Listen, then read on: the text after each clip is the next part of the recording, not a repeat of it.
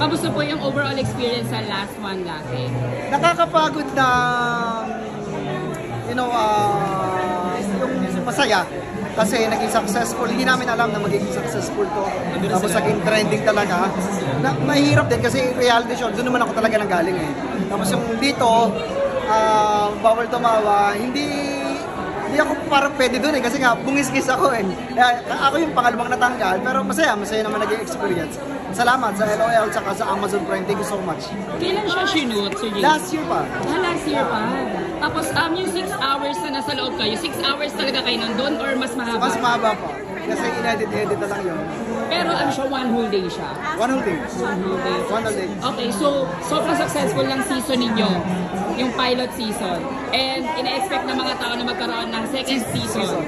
Sino para sa'yo yung gusto mong makita sa next season? Sa season to, gusto ko makasama doon siyempre sina Beto, sina Kuya Bayani, Long Mejia, Maki Kiray, Mamang Pokwang. Tingnan natin kung sino ba yung magiging ultimate last one laughing sa season 2 sa kanila kasi magagaling talaga sila. Last na po, in-expect mo ba na si Chad ang mananalo? Ay, hindi. Kasi ang tingin namin talaga doon si Rufa May. Si Rufa May yung magiging doon, last one laughing. Kasi nga, nakakatawa siya, idolo siya ng marami. Tapos, siya, poker face talaga, parang pinaghandaan niya eh. Yun talaga, si Rufa May talaga inasahan ko.